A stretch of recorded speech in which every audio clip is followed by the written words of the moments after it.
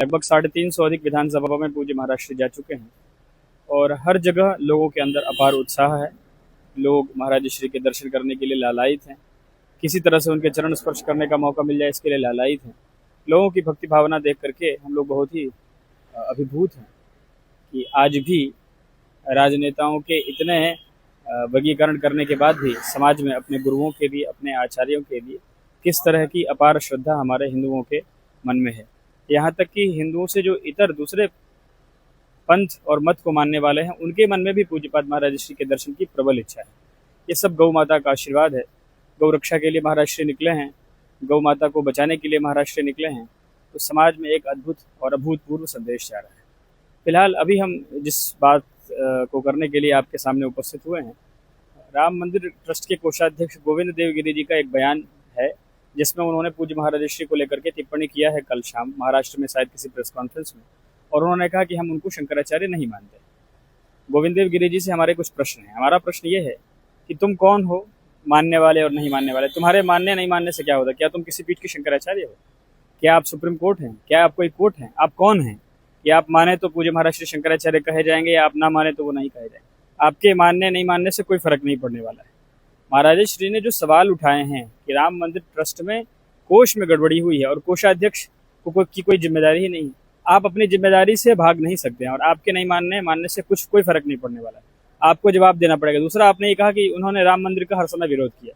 बोलते समय आपको थोड़ा विचार करना चाहिए स्वामी जी।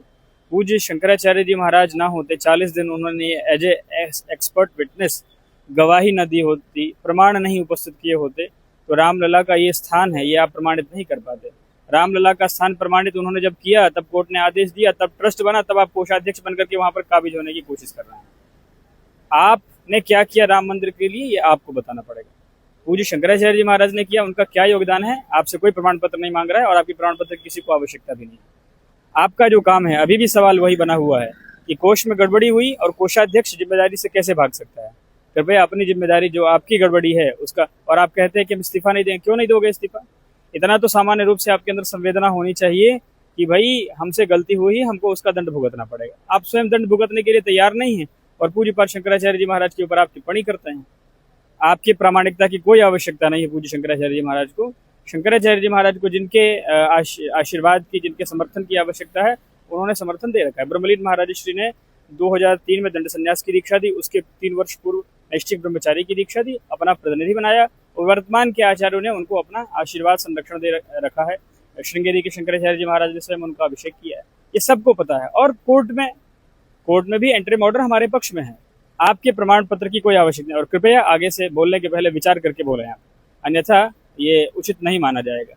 आप जिस स्थान पर धोखे से या अपने पहुंच के कारण बैठ गए हैं कोषाध्यक्ष के पद पर, उस योग्य आप नहीं हैं। आपके अंदर ना जिम्मेदारी की भावना है, ना ही कोई दूसरी भावना है, फिर भी लेकिन आप बैठ गए हैं और आपसे जवाब पूछा जा रहा है तो आप दूसरे तरह की अनर्गल प्रलाप कर रहे हैं। तो कृपया अनर्गल प्रलाप ना करें।